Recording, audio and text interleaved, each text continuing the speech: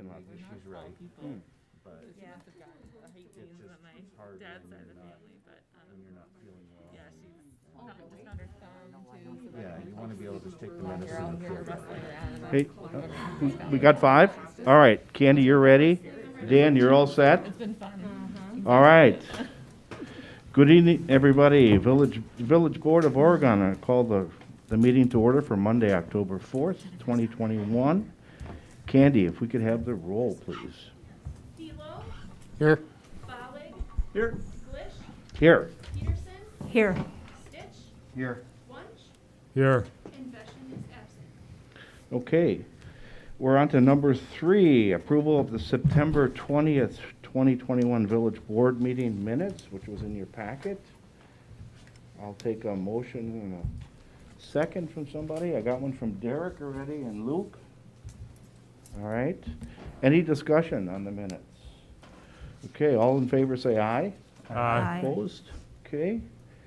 We're on to public appearances, public comment. This part of the agenda allows members of the public to provide information to the village board, including items both on or off the agenda. We have anybody who would like to speak to the village board? We also had a couple emails for your information too in the packet that came. All right. Nobody? All right. Number 5, proclamation and announcements. We're going to recognize the retirement of Mike Slavny, village planning consultant. And in your packet, we're going to do like we've done before. Some of you, this will be new to, but I have a proclamation honoring Mike Slavny on his retirement in my hand, and we're going to pass it through, like each read a little piece, so I'll start. So whereas we are here today to express special recognition to Mike Slavny and to honor him for his distinguished profession as village planner of the Village of Oregon, and whereas the village board appointed Mike Slavny as the village's principal planner on November 1st, 1999, and whereas Mike has proven himself to be a valuable asset to the Village of Oregon with his unique approach and ability to remain focused during challenging circumstances, profound knowledge of economic development, cautious and thoughtful planning techniques that provide the community with a superb quality of life and its small-town living character. And Whereas throughout his tenure, Mike has provided courteous and comprehensive help to complete many significant projects with numerous village officials, village staff, other government organizations, community groups, design and development professionals, and other members of the community. And Whereas Mike has worked continually for the betterment of the Village of Oregon and the community, and Now therefore, be it declared that the members of the village board wish to publicly recognize Mike for the service he has provided to the community and present this proclamation in his honor, and actually, Amanda, why don't you finish it off? okay. It is further declared that the members of the village board wish Mike the very best in his retirement and wish him and his family good health, happiness, and prosperity. Approved this 4th day of October, 2021. All right. Candy, do you want to present Mike with a few things?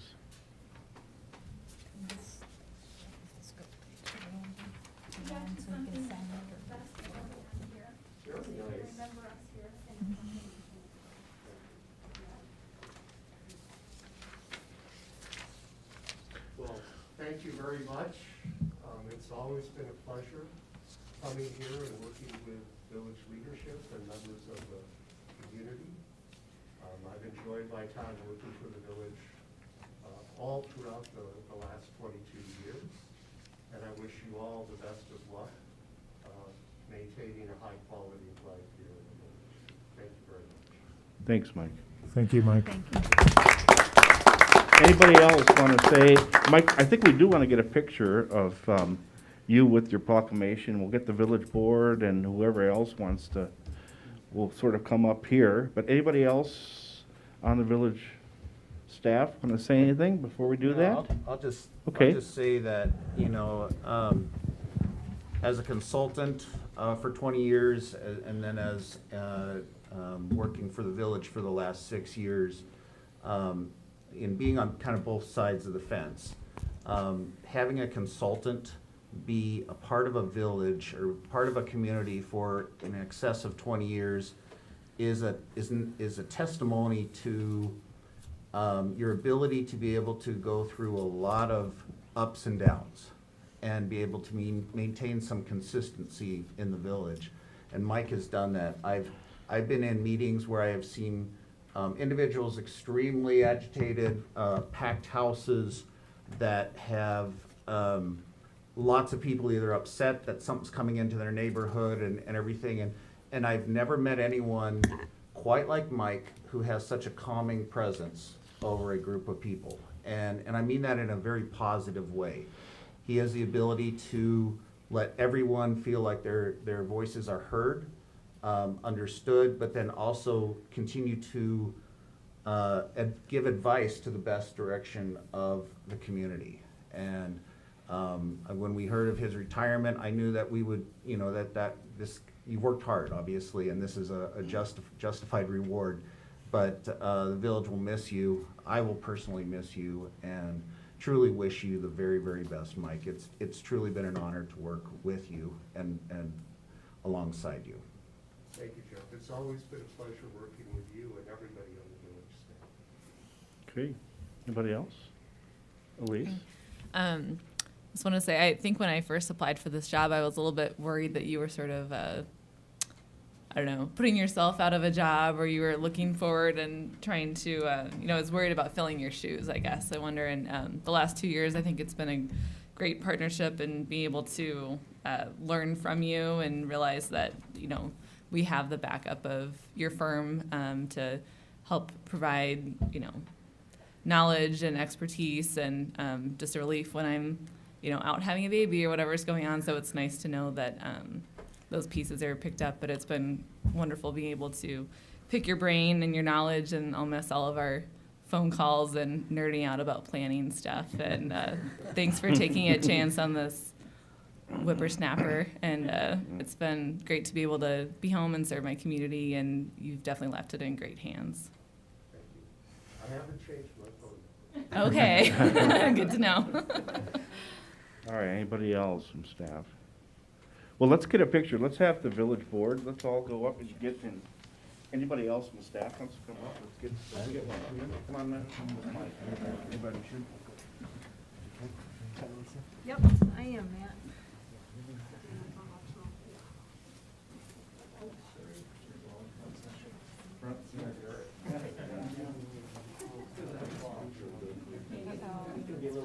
Yeah, Candy, what do we ask? I think this is just fine. We're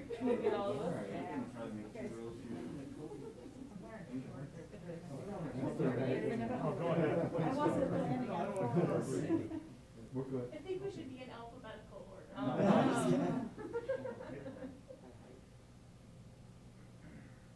We're probably all smelling the You'll definitely, I was gonna say, you'll definitely remember this. Yeah. What year was that? Who was that? 2022. Yeah, because if we're gonna stop. Nope.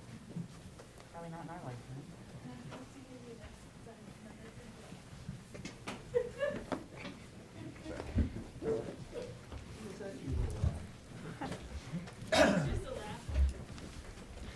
So Mike, I know you've mentioned, I've heard you mention you want to travel. You're interested in history, so you have some traveling you're gonna do and things. Correct. In the short term, we're sticking around the Midwest. Next week, we're going to the Ozarks and camping. Awesome. Pop-up. And as soon as we're able to go international, we'll be headed over to Europe and parts of Asia. So we're looking forward to spending time together. My wife was working as an attorney for many years. Okay. I was working for many communities, so we didn't really spend as much time together as couples often get the chance to do. Mhm. So we're looking forward. Good for you. Well, thank you for everything you've done for the village. Thank you very much, and good luck to you all. Thanks, Mike. Thank you. Okay, we're on to 5B, upcoming meetings and events. That nice thing that Martin does for us, so we can put stuff in our calendars. Thank you for that, Martin. 6, report of village officers. We have A and Martin in this great memo. Anybody has any questions for Martin on anything he put in his memo? Or Martin, is there anything that you would like to highlight? No, I don't think so, no. Okay, anybody have any questions or anything for Martin? Okay. All right, 6B, Elise has followed suit with her memorandum. Any questions for Elise? Or Elise, if you want to point out anything to us? Anybody? Guess not. Okay. We're on to 6C, village department head staff or consultant comments. Anybody? Yeah, actually, I have something in the All packet right, yeah, there. Rachel. So for the last few months, the senior center's had a partnership with Little John's Restaurant in Fitchburg, and I just wanted to make you guys, as well as community members, aware that there, twice a month, are pop-up meal pickup events in the senior center parking lot. They're open to all ages. It's a donation-based program. Little John's keeps food that would otherwise go into landfills. From doing that, it turns it into wonderful, high-quality meals that people can pick up and take home and heat up and eat. And again, it's offering job skills to veterans is the long-term goal there. So they need to keep their food moving. They need to not have it sitting in freezers at Little John's Restaurant. It needs to get out in the community and get eaten. So we want to make people aware of that opportunity. And we have a flyer too in our packet. So, all right, Rachel, thank you. Thank you. Anybody else? Okay. We're on to 6D, village board comments. Anybody? Anything? Seeing none? Yeah, Amanda? I'd like to do a shout out to the Kickback Cafe. They won a kind of prestigious award and had a ceremony at their business today for hiring neurodiverse people. Channel 15 News was there, so check that out when you get a chance. OCA Media also covered it. Thank you to Paul back there covering that. Yeah, just wanted to make people Alright. in the community aware of that awesome thing. Well, congratulations to them. Thank you. Okay, anybody else? All right, moving along. We're on 7, communication miscellaneous business. 7A is approval of the vouchers. If we can get a motion in a second, we'll get it on the table, and then we'll see if there's any questions. Pretty slim this week, but I'll take a motion in a second. Derek and Luke. Okay. Any questions for Lisa? Anybody? Jerry? No, Jeff wasn't here to spend money, Just because I'm here not here does not mean we're not spending money. Anybody else? Any questions? Okay. Oh, so I should say the amount is $297 and $19.93. So Candy, if you want to do a voice vote on that? Wunsch, Yes. Follig, Yes. Belo, Yes. Stitch, Yes. Peterson, Yes. Glick. Yes. Okay. Excellent. Moving along. 7B is cost reimbursement agreement between North Point Development 2 Corporation and Village of Oregon for proposed development located at 871 and 831 Oregon Center. The Elise's, or the reimbursement agreement was in our packet. Elise, do you want to say anything on either one of these? 'Cause they're kind of the same, aren't they? It's yeah, same concept, two different developments. Yeah, we'll take B first. if you want to say anything about North Point. North Point, so North Point is looking to do a project. They've now moved sites over to, stuck on my earring, behind Mulligan's. And so we have a tomorrow neighborhood meeting. If you guys would like to attend, it's going to be here at 6:30. And then they'll also be sharing at the Planning Commission meeting on Thursday about their concept for the sites there. It's kind of right behind the new daycare and Mulligan's, those two lots. So it's a mixed use, mixed income property. They're still kind of working out some of the layout details, but wanted to get that in front of the neighbors before any formal submittals are happening. So anyway, we do these cost reimbursement agreements for developers that are gonna do a little bit, projects that are a little bit more involved and will probably last over multiple meetings, so we make sure we get those items covered. And then the fiduciary is for the Bergamot townhomes. We did a comp plan amendment earlier this summer. You probably remember those lots that are right on Bergamot and CC. They want to complete the townhome project. So they'll be doing a rezoning of that property and then the site plan review, probably late this year, maybe early next year. And so this reimbursement agreement is also to help just make sure that we get paid for the legal and consultants and staff time that's spent on those reviews. Okay. I don't think they're on the meeting for this Thursday, but probably November will be the rezoning for the townhomes. Okay. All right, let's take 7B, the cost reimbursement first for North Point Development. If I can get a motion and a second on that one. Amanda and Derek, any questions for Elise from anybody? Okay. All in favor, say aye. Aye. Opposed? Okay. 7C is the cost reimbursement for fiduciary, which Elise just alluded to, real estate development. If we can get a motion and a second on that one. Amanda and Derek. Okay. Any questions? All in favor, say aye. Aye. Opposed? Okay. 8, report of committees, we have none. Unfinished business, we have none. New business, items are for discussion and possible action, is 10A, which is the 2022 budget review. This is gonna be the Martin Shank show. Martin, turn it over to you. Sure. So I don't know what's going on with the TVs, but they keep going in and out, so. We're having technical difficulties at this level here. So things may go in and out here a little bit. Did you blow on it? So Martin, it also looks like we all have our binders too. I don't know if that helps you or hurts you. Yeah, we'll start. Okay. So in the packet, you have the 22 draft budget as submitted by the department heads and various entities, and then compiled by Lisa and evaluated by Lisa and myself. So you have the full budget in front of you. And so for tonight's meeting, the plan is to go through the budget, obviously, and answer any questions that you might have.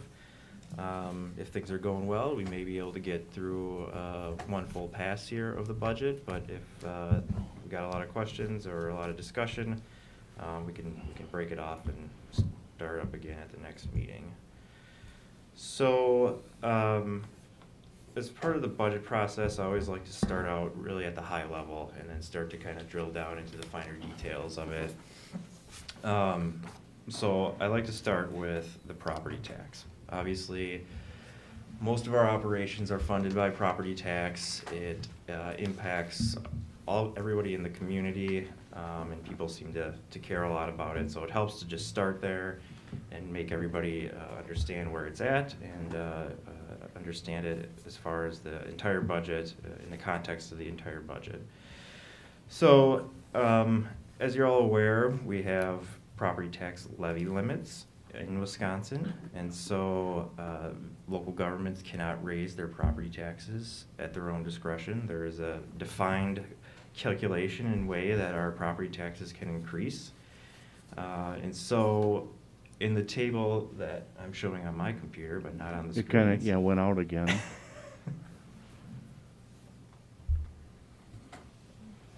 It'll come back. So the table on page 3 of the document, right there.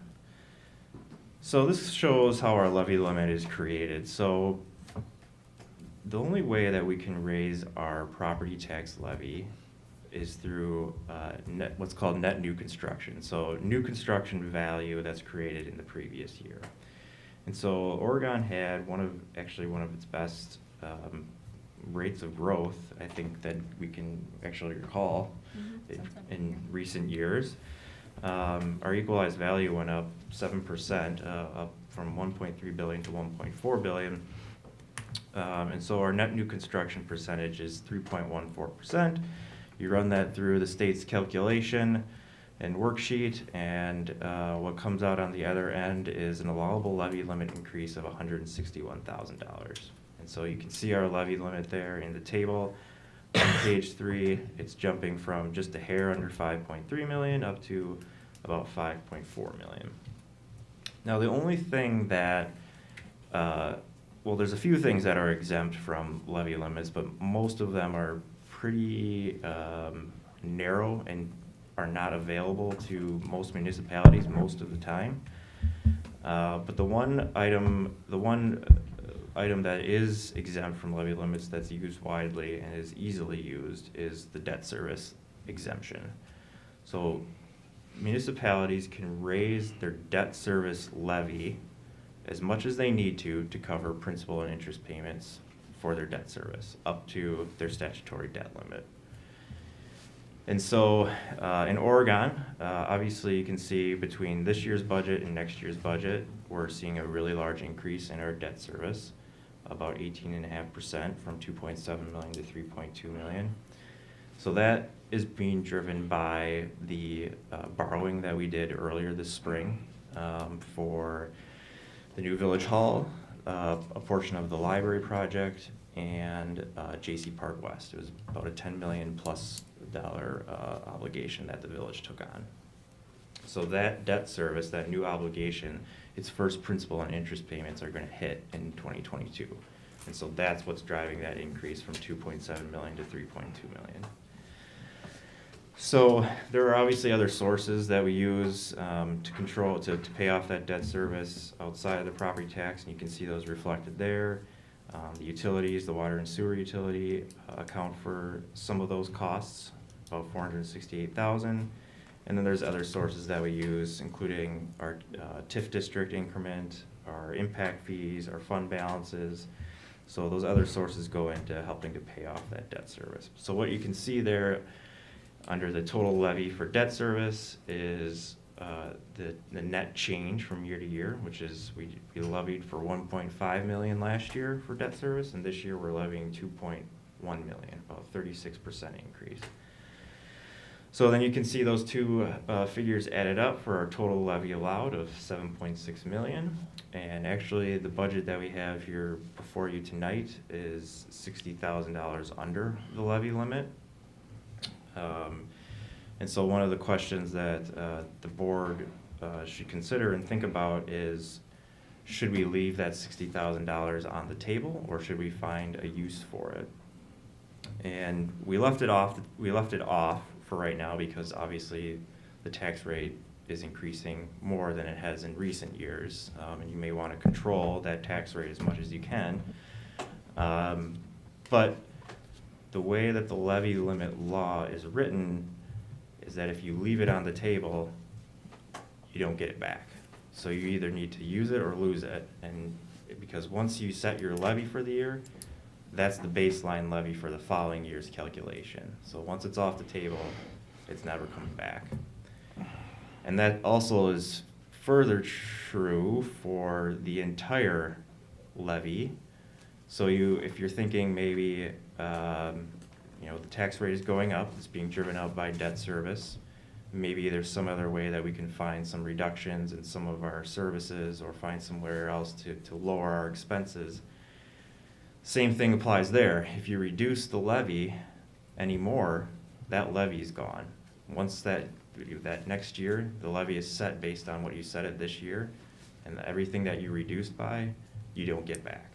Now you can gain it back through net new construction but that's not always a guarantee from year to year, and you don't know how much you're gonna get from year to year. So the levy limit law was kind of designed to keep things like this rather than going like this. So that's something to kind of keep in mind as you're looking through the budget and considering, and obviously we'll want to talk about that $60,000 and if we should use it or leave it on the table. So Martin, can I ask you a question Yeah. about that 60,000? When would we have to decide if we are gonna use it or not use it? You could decide at this meeting. I mean, or- do we have we don't have a year, we have Well, like You'll have to set Until the it, public hearing. yep, you'll have to set it as by part the of the public budget meeting? approval, yep. Okay, all right. Yep, so either this meeting, next meeting, or the public hearing meeting in November. Okay, thank you. Can I ask a question on that too? Yeah,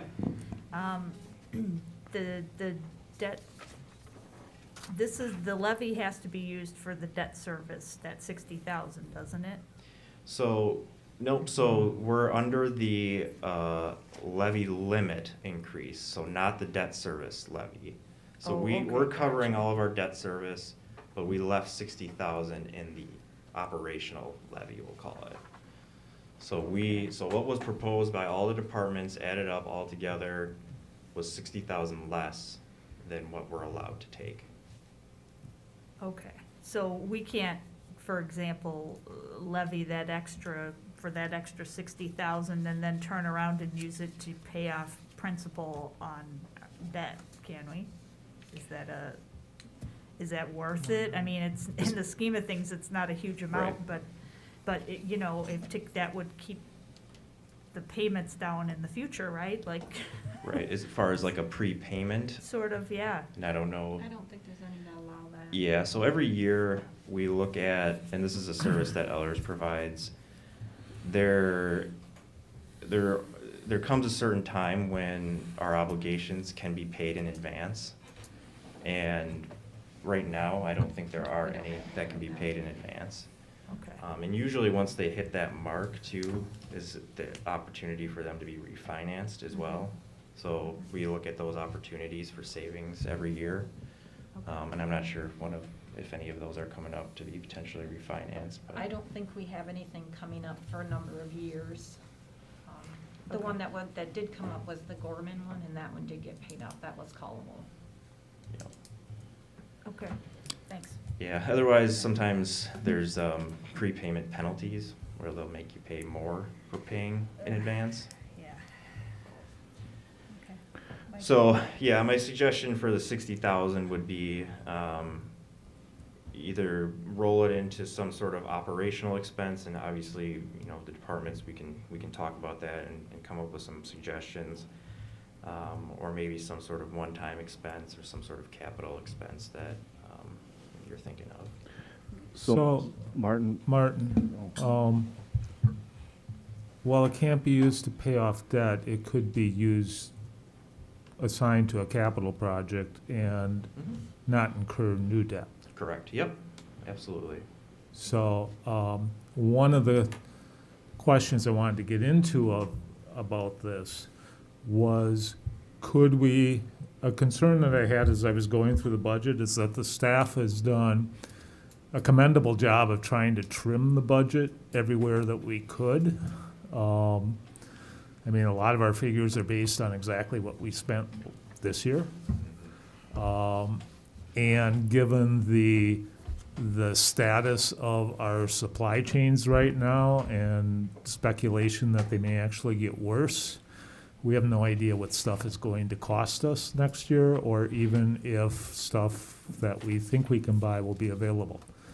And given that uncertainty, I was wondering if it would be possible to use this as add it to the contingency fund, and if we actually don't need it, to devote it to a capital project at the end of the year. Yeah, we could do that. so one question I have for Martin and Lisa, if we did use it, the 60, how, and maybe you can't say tonight, but how would that affect the taxes? Tax rate? Yeah. Actually, I was I ran through those numbers yesterday. I think I have them right. It adds about $13.09 for a $300,000 home. Okay. Or, what was it? About 0.2% to your, per $1,000 of assessed value. Okay, that's good to know. Lisa, have we ever not, we've been in this situation before, have we ever not used it? That you know, you've been doing this a lot longer than the rest of us. I think in some prior years, we didn't use it all, but I don't think it was ever that much. 60,000, it might have been like 12 or 10,000. Okay, I'm trying all to right. remember. Okay, But yeah. typically, we would use it, but then if we did use it, like Mike was saying, that's gonna increase the taxes on an average home up to $179 instead of the $165 that we Yeah. have proposed right now. The one thing that keeps playing in my brain is what Martin said about use it or lose it, and it affects next year's Mhm. levy. That's the only thing that I can't get out of my head. Mhm. So, thank you.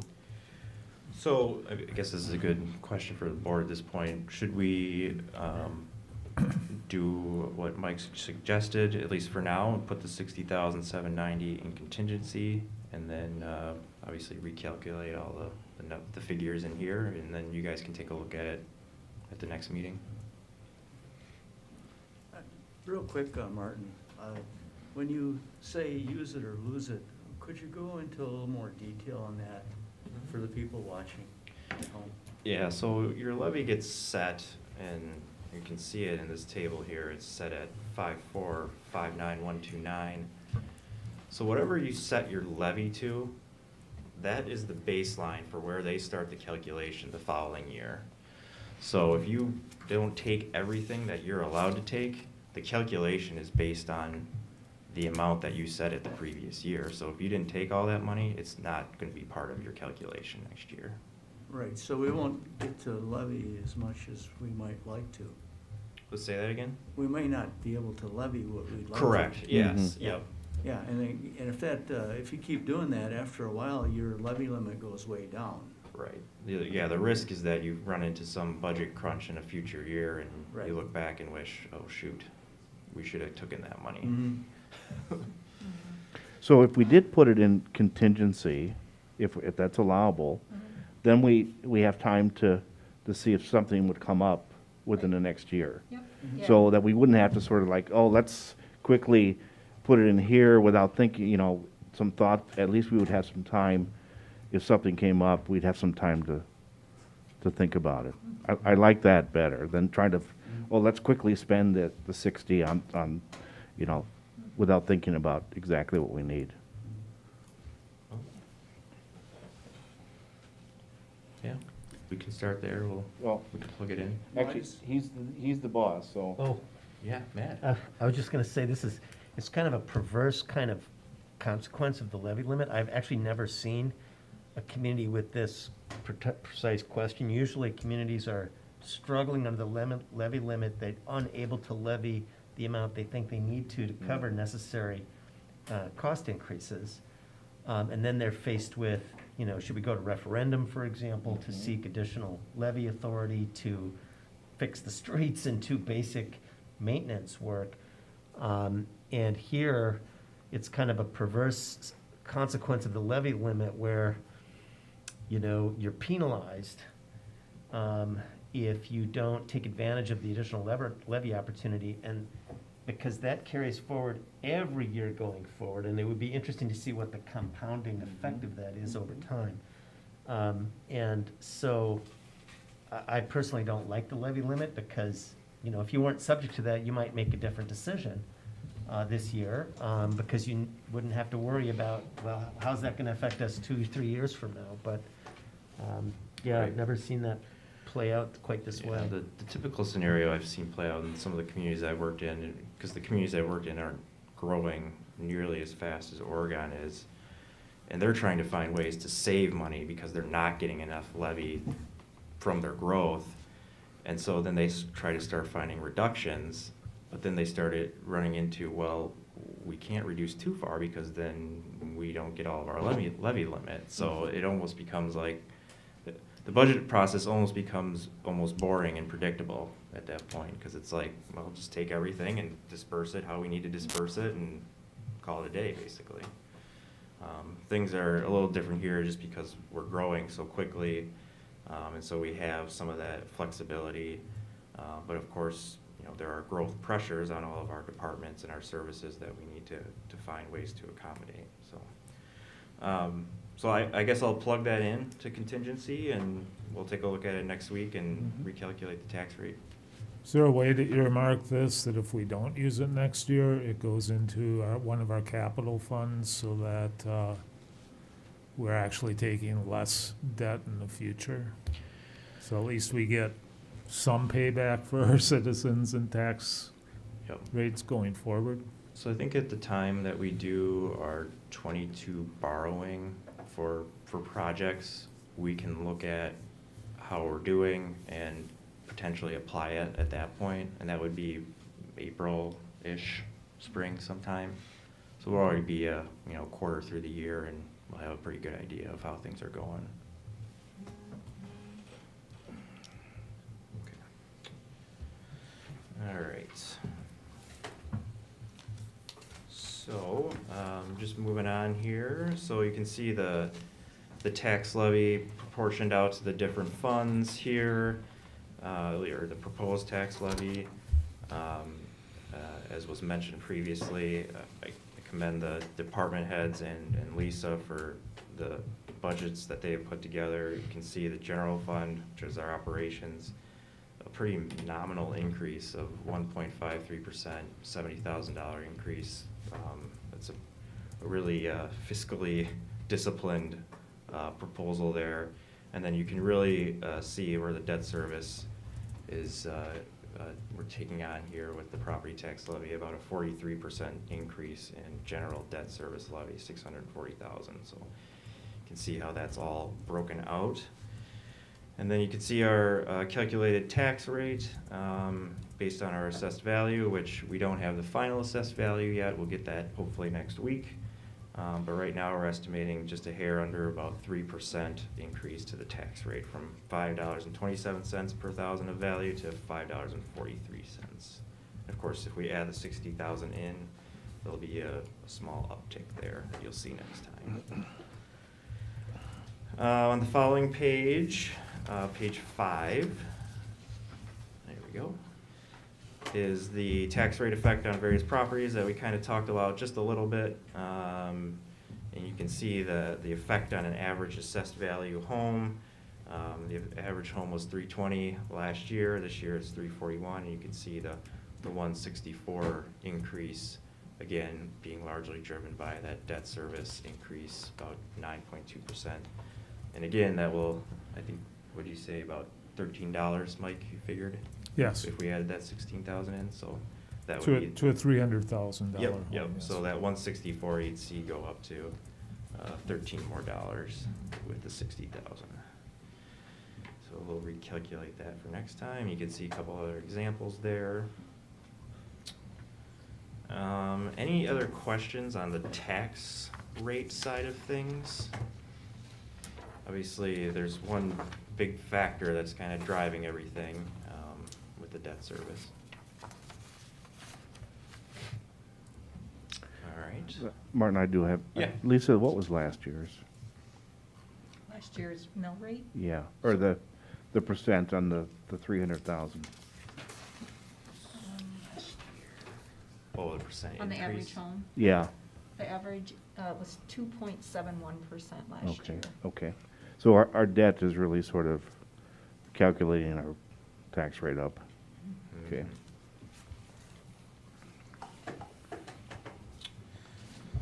Okay, so the next couple pages I have here are just summarizing all the different funds that the village has. So you can kind of see a quick snapshot of all the summaries and totals of everything. Again, the general fund is all of our operational expenses. Again, a pretty nominal increase being put forth of 1.14. And then the remainder, the rest of the village funds, the special revenue funds, you can see again, just the summaries of revenues and expenditures that are being proposed throughout for the 22 budget. The debt service funds, the capital funds, utility funds, and then our fiduciary funds. So good reference and just quick summary if you're looking for what the changes look like in all the funds. And then of course I have here projected changes in fund balances. So all these funds carry balances.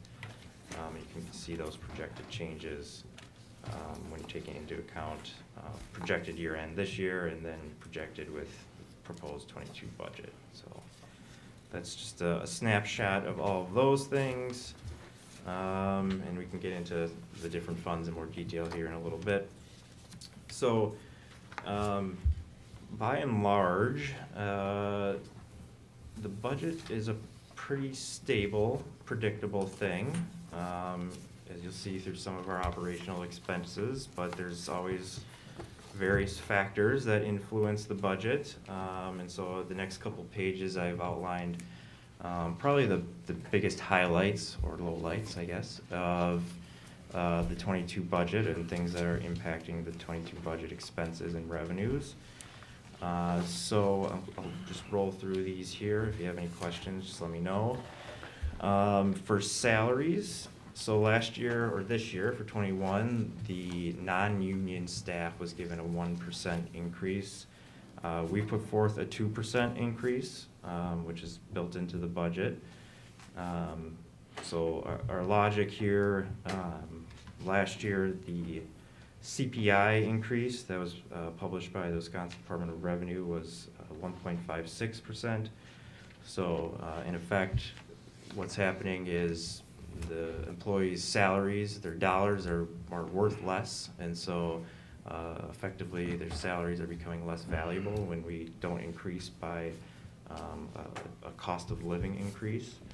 And so this year's CPI projection is at 1.5, and so we're proposing the 2% to kind of cover or make up some ground on the 1% last year. So that's built into the budget. The sworn police officers, they have a 3% increase based on their negotiated union contract, and that is built into the budget. Our employee health insurance nominally going up a little bit, about a little over 2.5% on the employer's contribution. The Wisconsin retirement system, the pension plan for the employees, a very slight decrease, 0.2% decrease to the employer's contribution. So very, very modest savings throughout the budget on that. One of the really good things, highlights in the budget for this year is our workers' compensation premiums. Our claim history has gone down significantly in the last 3 years, which is what they base their premiums on.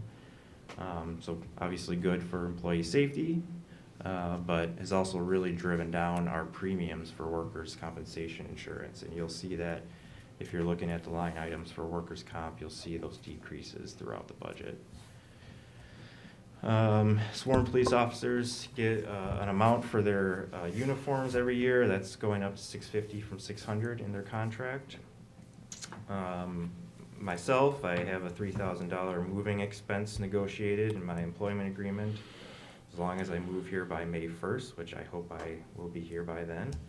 So that is in the budget. The sick leave fund, which is a fund set up to account for payouts for certain retiring employees. So this is a kind of a legacy benefit that is only available to really just a couple of employees at this point. When they retire, they get their sick leave entirely paid out. And we had 2 of those employees with Mike Grace and Gary Dish retiring, had some really huge payouts this year. So that fund has been pretty much depleted, and we're proposing to put in $10,000 in property taxes to that fund, so we can start building that up again and avoid some one-time large expenses that may be coming due in the next few years. Not expecting any of those employees to retire in 22, So hopefully we can keep building that up. Telephone costs, again, this is a good highlight and credit to the village staff.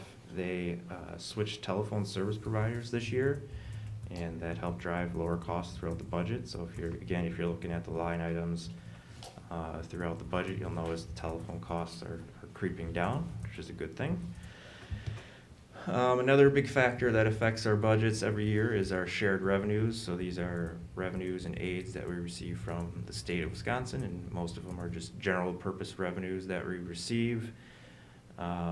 Most of them for the last few years have been pretty much unchanged and been pretty status quo. The biggest surprise and a good thing was our general transportation aids went up a little over $80,000. So that aid is calculated based on the village doing major street improvement projects. So the more dollars we put into street improvements, the more gets put into that calculation for that aid. And so it's kind of like a, if you're helping yourself, we'll help you kind of deal. And so we've been doing some major street projects, and so that fund went up, that aid went up pretty dramatically for this year. It was kind of a sigh of relief. Couple other things you'll see throughout the budget. So we're gonna have our police union contract will be ending at the end of 22, so we'll need a new contract for 23. And we typically have our personnel attorney provide assistance in that process, so we added a couple $4,000 into that budget for that process. Elections, much to Candy's happiness, is a major election year next year. Governor and U.S. Senate in November. So obviously we need to have a pretty robust elections budget for next year for poll workers' wages and office supplies and postage, with a lot of people doing absentee ballots now. Fire district, of course, we've had the joint meetings, so you should be familiar with a couple of these items. The village's proportionate share of the contribution is going up a pretty decent amount, about 11%, 11.5% from last year's contribution. And there's two items that are really driving that from a personnel perspective. And I want to make one correction in here. So the part-time, I say it's a part-time position focused on fire inspection work. It's actually a full-time position for fire inspection work. It's just we'll be starting mid-year. So I'll make sure that I correct that. But yeah, so they're going to add a fire inspector position full-time that's budgeted to start mid-year. And there's some potential that that position may create some opportunities for revenue generation through some fees. And then the other personnel item that is driving their cost up is they want to get their paid on call and paid on premise employees up to $15 an hour from their current $12 an hour. And obviously they want to stay competitive. And if there's a potential for the minimum wage to go up, we want to avoid one-time significant financial costs there. Then as far as the rest of the budget, so we are proposing to add in a full-time custodian position for the Village Hall, Senior Center, and public safety buildings.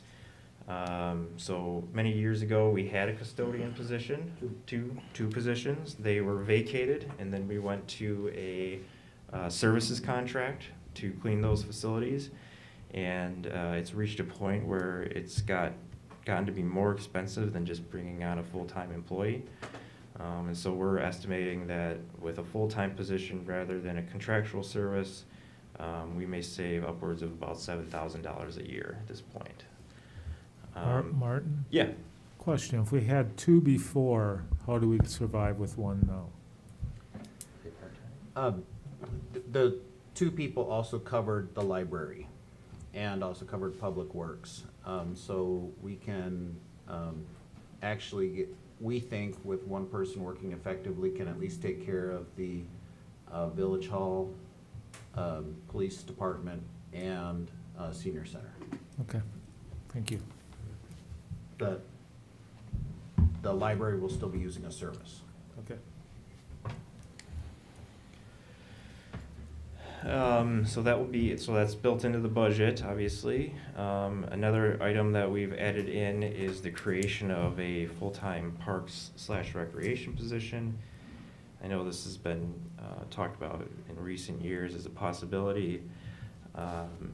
So we're kind of getting to a point where on village staff, where there's enough pressure and enough growth happening in the community that a lot of the parks and recreation functions are falling on to myself, to Jeff, to Elise, but it's not really our dedicated responsibility, so it's kind of a situation where everybody's in charge, so no one's in charge sort of thing.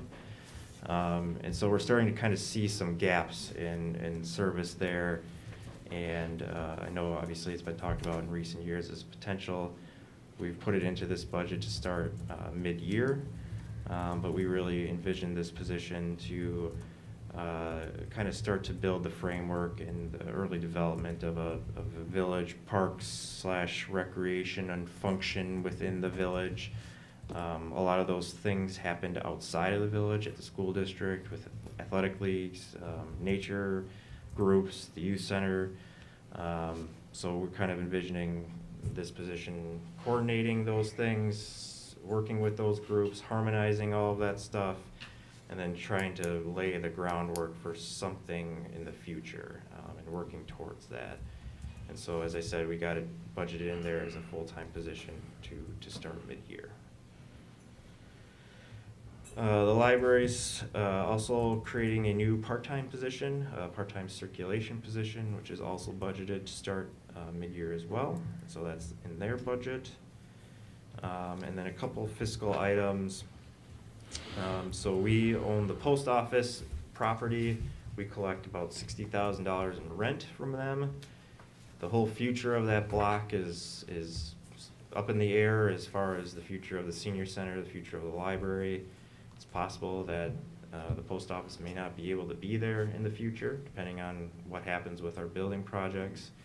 And so right now we're relying on it for general fund revenue to fund our operations. So we're proposing to move $15,000 of that away from the general fund to a capital fund for to be assigned to whatever future equipment or building project.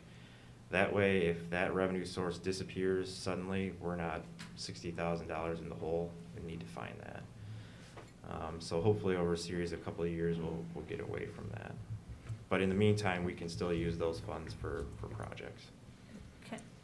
Just a quick question. Yeah. When does that lease expire with the post office?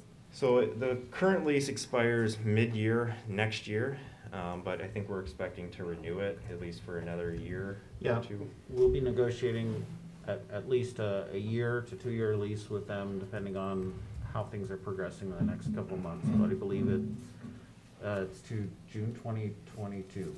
Yep. Yeah. Okay, and I know they've been very crowded. Do we know if they're actively looking for other locations? It's funny. It's the post office. So they Yeah. work with, it's a very bureaucratically driven organization. And we've tried to work with them, and we had realtors working with them on trying to find a spot in the village. And facilities that we found for them have been too large, or, just not the right location or whatever. They're very restrictive on what they can look at.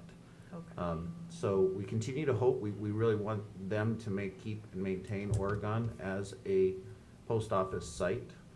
So we're encouraged that they continue to look at that, but if anyone has any connections, or if they're in the post office, to go in and say, we want you to stay here, and, there will come a day where we're gonna need that land, I'm sure. Yeah. And they're out of space. They're totally crowded over there. Yeah. Okay, thanks. And then the last piece of that there is the $50,000 that we've budgeted in contingency. And obviously we'll add the additional $60,000 to that was previously discussed. So Martin, just a comment. I appreciate you guys doing this, because this really sort of helps, at least for me, helps me figure out where are the increases. in the budget, and I appreciate you guys putting this in there. Yep. So in addition to, there's obviously year-to-year factors that impact the budget, but there's also ways that we try to address some of the goals and objectives that are going on as well. And obviously the board worked on a really good strategic plan earlier this year.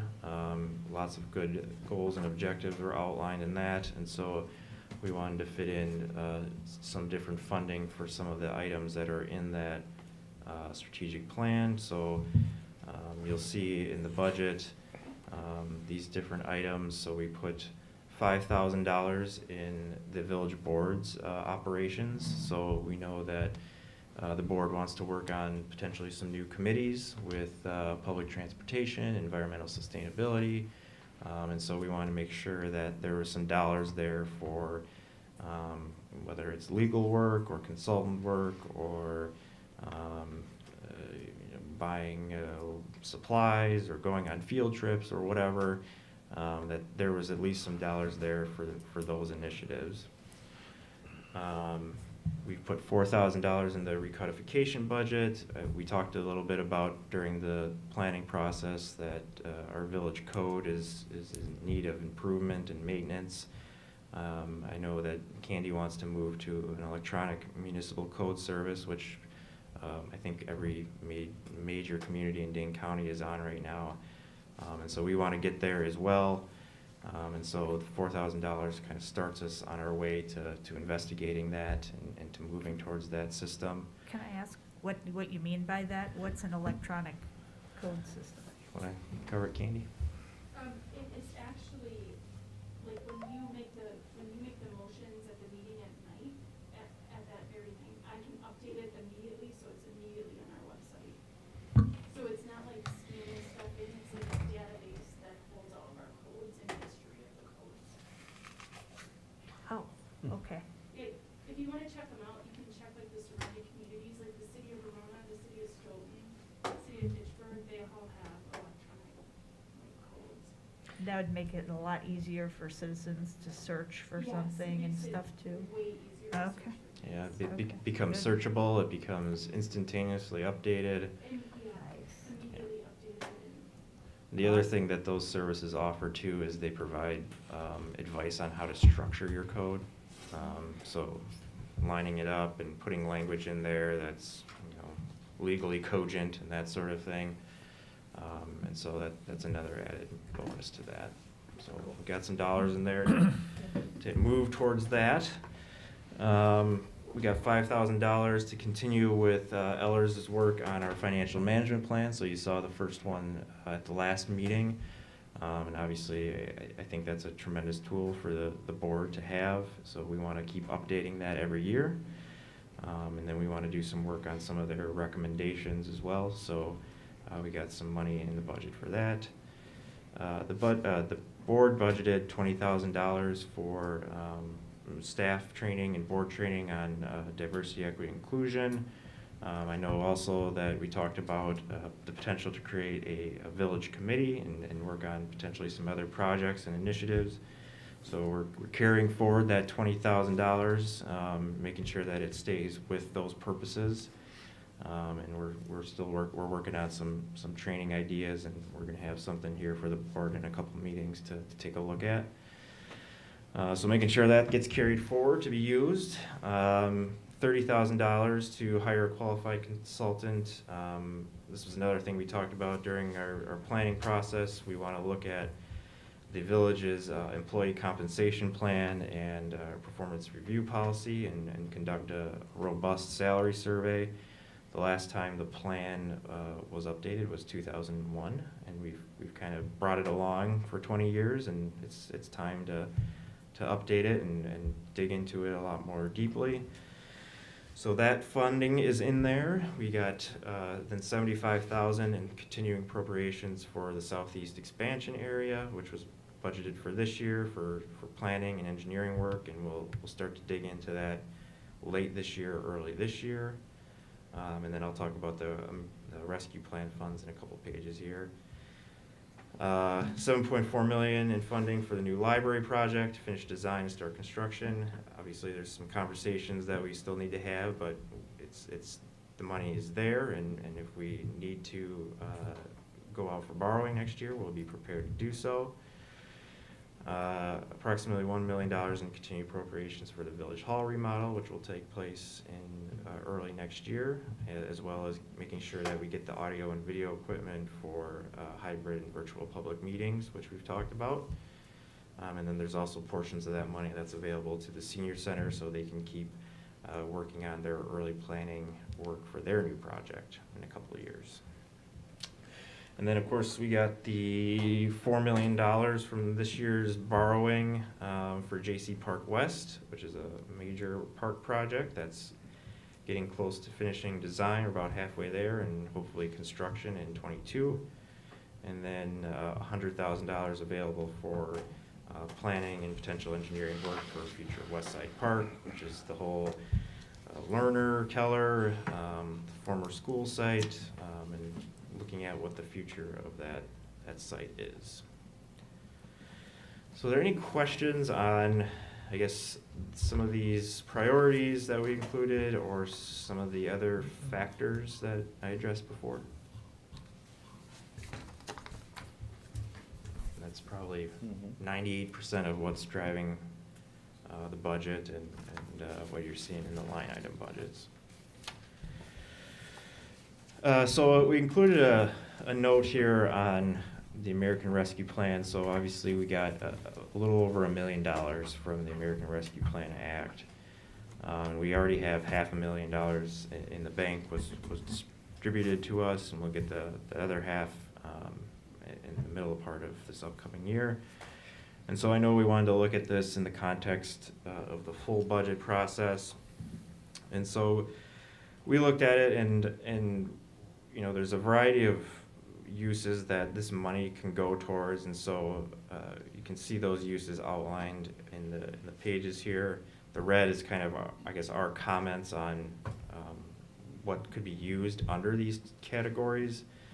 And so as you see, you know, the first one, supporting public health expenditures, you know, these are uses that are predominantly for public health purposes, which the village doesn't really engage in public health activities. So the types of uses that are available for this component of the funds doesn't necessarily apply to the village.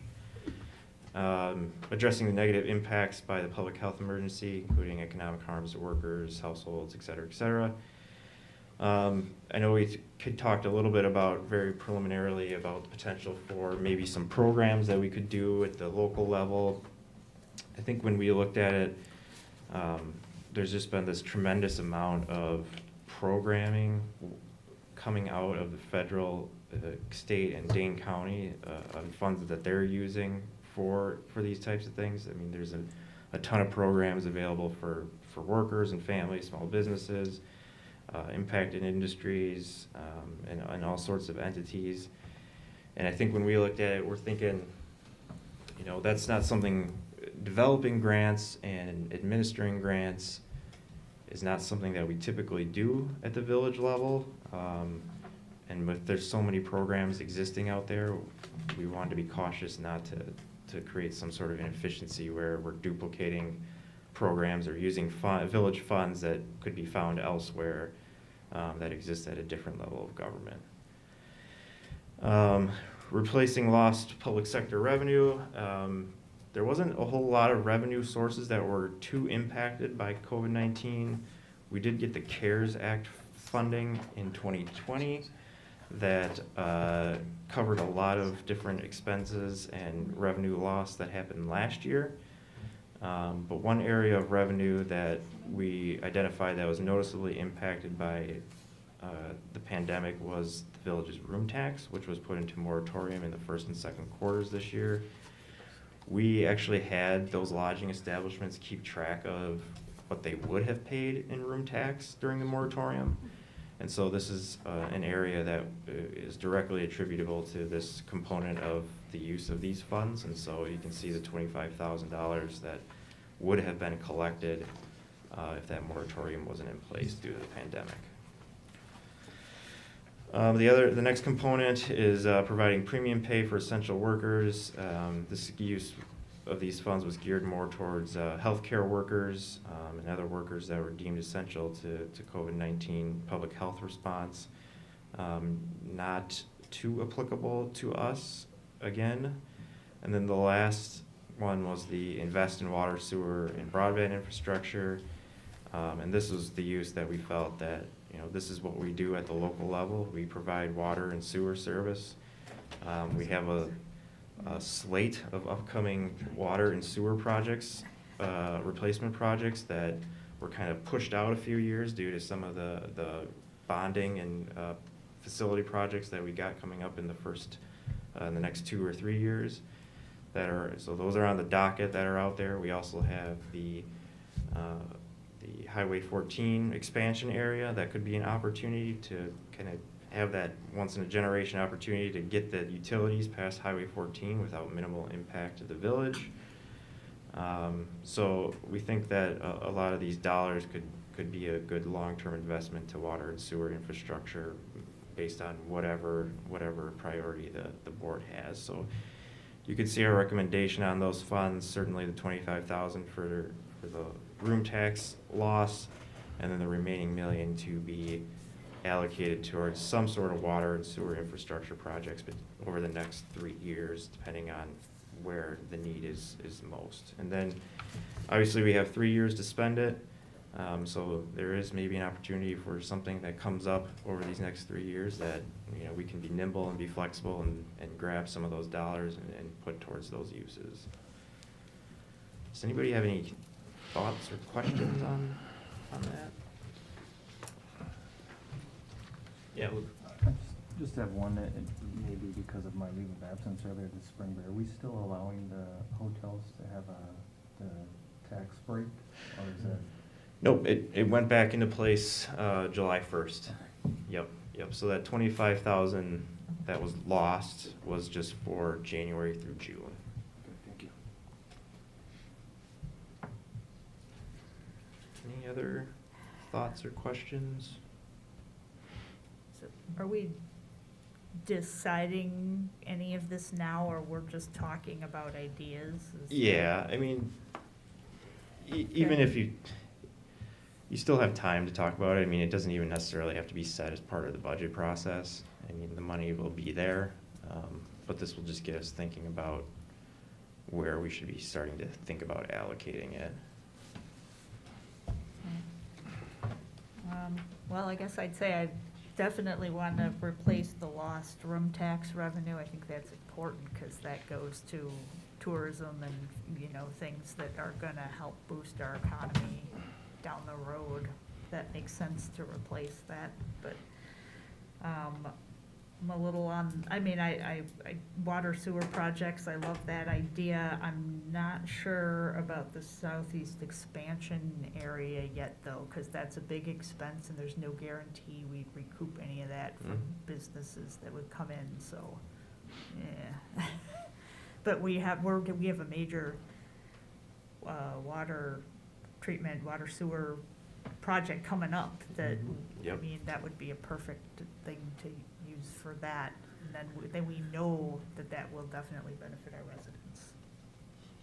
Yep. So, Related to that, though, doesn't this have to be spent by the end of 2024? Yes.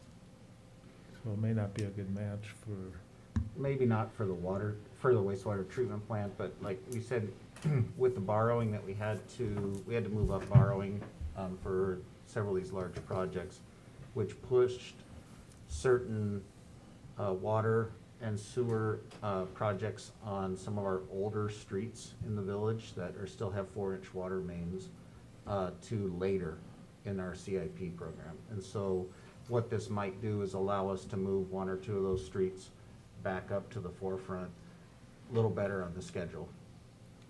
yeah, and any chance to get lead out, I'm all for. Yeah, that is a big part of that, yep. Yeah. We have 164 lead laterals Oof. that we know of. Well, yeah, I'm not worried about it, but it's, Yeah, but the rest, the rest of the state is moving that way. Correct. And You are we very- might- yep, Yeah, very we correct. might have, I'm getting off topic here, but I mean, grant money, and there might be other ways to pay for some of that, maybe. I don't know. Right, but this is just one of those ideas for that money. Yeah, exactly. So, anyway, that's kind of where I'm at. Okay. Yeah, and I think as we get closer, certainly when we get into what we're deciding to borrow for 2022 in the spring, we can look at this a little bit closely and say, okay, we're doing X water and X sewer projects next year. Do we want to apply some of this $1 million to that so we can lower the amount that we're borrowing? So there's certainly time to think about that and to consider that. I did read actually, so it's the dollars have to be appropriated to a use by the end of '24, but we can still pay bills on it till the end of '26. So there is even a little bit more time window there. So certainly it's not something we're gonna set in stone as part of the budget process here, but it kind of starts to get us to think about where these dollars are moving in the context of our budget. So any other questions right now? I think I'm gonna jump ahead to, because I know the OCA guys are here, so I'm gonna jump ahead to their budget, which is page 109. Give them an opportunity to respond or field any questions. So the village has a special revenue fund set up that's called the Cable TV Franchise Fund. And the revenues of this special revenue fund are the cable franchise fees that we collect, along with some state aid that we collect that's related to the franchise fees. And the biggest, and really the only, well, I won't say only, but the biggest expense that we have in this fund is giving a contribution to OCA Media. And so they come every year and propose what they would like to receive from the village. And so this year, they are requesting a 3% increase for 2022, which is about $3,425. And you can see their submittal in the packet there, their funding proposal, along with their year-to-date revenues and expenses. And so in our line item budget, you can see how that all shakes out. The fund is, so we obviously have enough revenue this year to cover what they're requesting, and a little bit more. The fund actually is projected to have about $97,000 in it at the end of the year. And so certainly if they have some special project or special need that they want, they could come and request for some of those funds. Otherwise, those funds could also be available to help upgrade some equipment at Village Hall next year if we want to tap into that, some of the audio and video equipment. So I don't know if you guys want to add anything, or if the board has any questions for you guys. No, I just want to, first time, Tom Kirchdorf, I'm the president of the OCA Media. This is Paul Zwicker. I think a lot of you know Paul. Paul's our executive director. Just want to be here to answer any questions or comments that you might have. Part of what I want to do, first off, acknowledge the work that Paul, Dan, Frank, Josiah do. They're all part-time employees. They are working on a shoestring. These guys put in a lot of hard work. They're very efficient in what they do. I look at what we produce as OCA Media in comparison. You could flip your channels and you can see other community access stations and what they're doing and how they appear, and the quality of work that these guys are doing is just phenomenal. I can't be prouder of the work they accomplish and the things that they do, especially on the little amount that we pay them. They do a great job. The other part of it, I think you have to appreciate, when you look at OCA Media, where we were at even back as far as as recently as 2019, we were mostly just broadcasting village board meetings live. We were doing school board meetings live, a few things like that.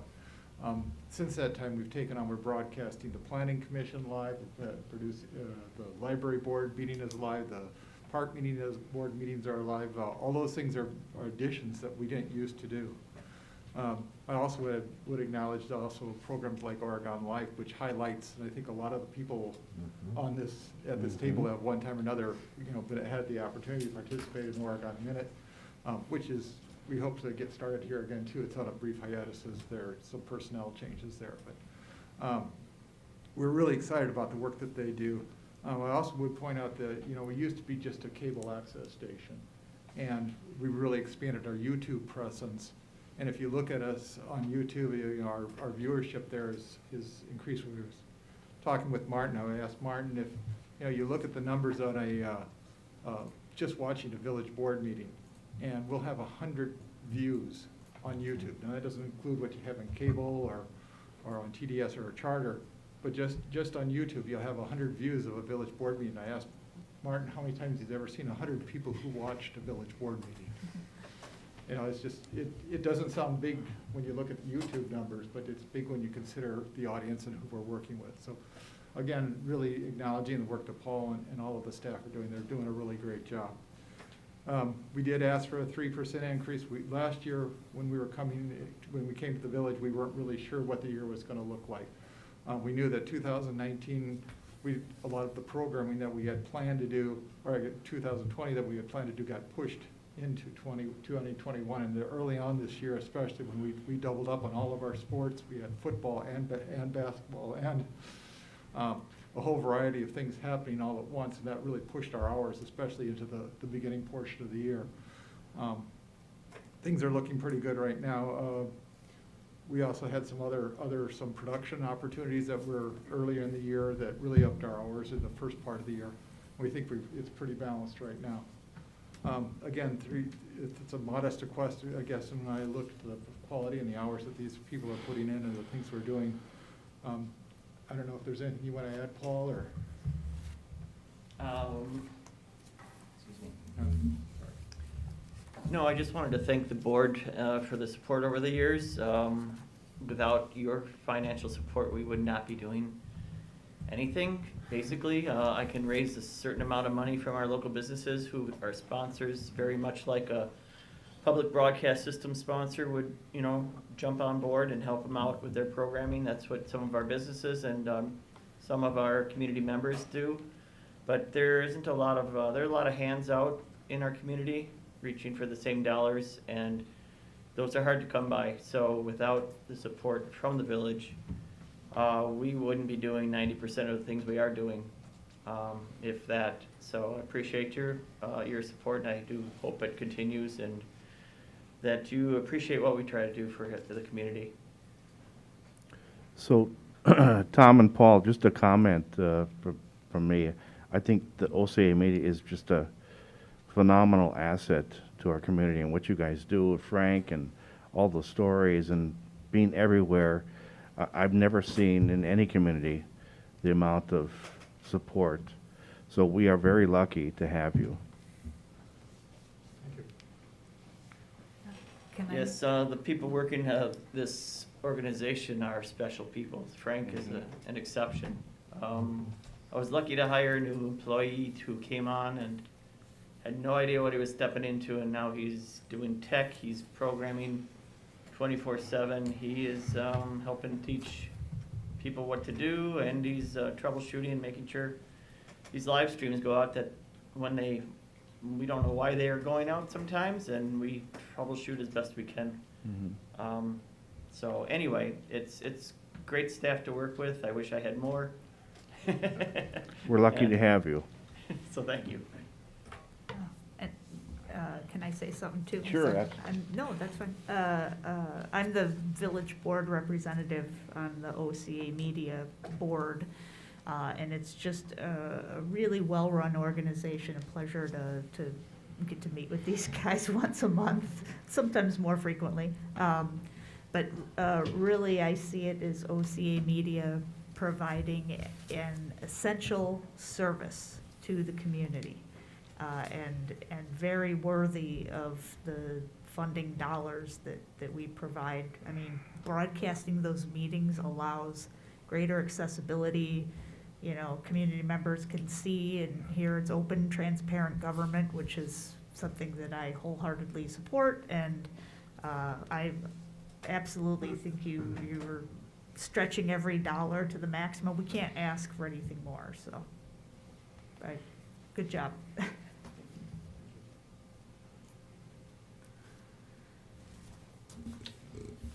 All right, anything else? All right, Cool. thank you. Thank you. Thank you. Thank you.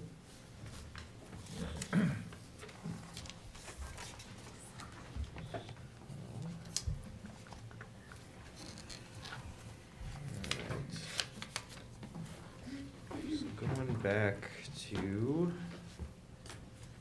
page 20 here, talk a little bit about capital projects planned for next year. So obviously capital projects are big projects, are big expenses, infrastructure, equipment replacement, and earlier this year, the village board worked on a 5-year capital plan, which you saw in the financial management plan last week, and they dropped the 21 year, so the next 4 years. So these are the projects that have been identified and prioritized for the next handful of years.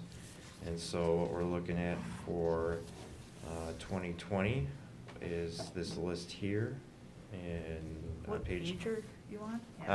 page 27 now. Sorry, Okay. I'm kind of flipping through.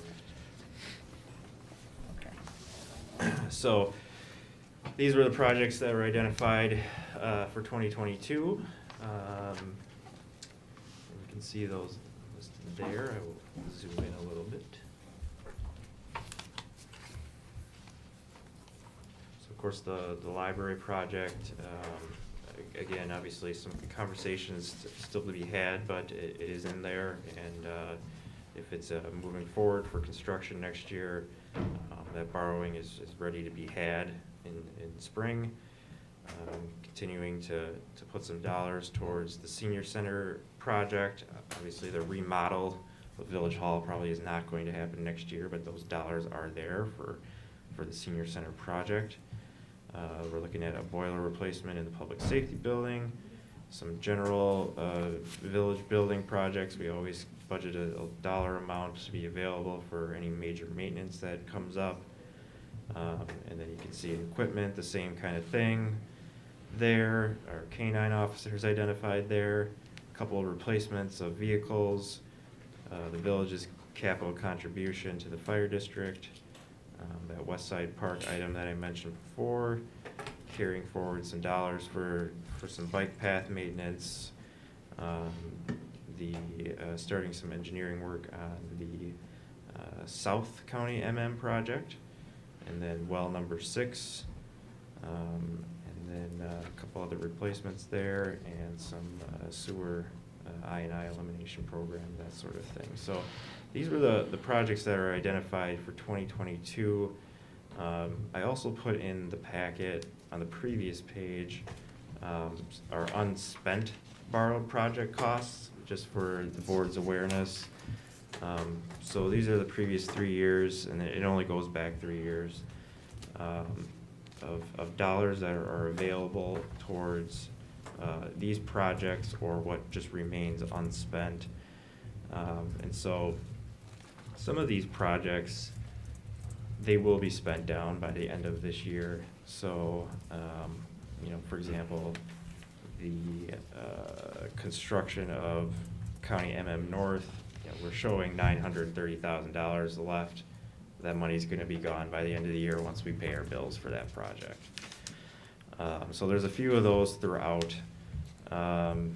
There are also some projects in there that we know are gonna get moved to next year. Obviously, the Village Hall remodel, the $1 million, plus some other smaller items that were included in that $1 million. That will be predominantly spent in '22. The J.C. Park construction, we got almost $4 million there. That will obviously be spent through at the end of the year. So a lot of that $10 million that's remaining unspent is going to get spent through. But there are other pieces of this where, for example, the village-wide phone system in 2020, there's $16,000 left in that project. That project is completed. So when we're looking at 22, for example, computers, 15,000, maybe we don't need to borrow 15,000 more for that in 22. We can carry some of those dollars forward from some of these unspent projects. So I guess for this, obviously we want to get through the end of the year. I think when we go out for our borrowing in 2022, we're going to want to look at where these funds are at, and if there are funds that we can apply towards 22 projects, that will do that, so we can lower that borrowing, and then just make sure that these projects are staying on track and that they're moving forward. Does anybody have any questions on projects? Just a quick kind of aside, I noticed the replacement for the Econoline water van number 10 in 2012, and a fair number of other equipment, vehicle replacements and gas-powered mower replacements and things. Do we consider electric vehicles when we look at purchases? Long-term, they may be actually somewhat cheaper than gas, and they certainly are better for the environment.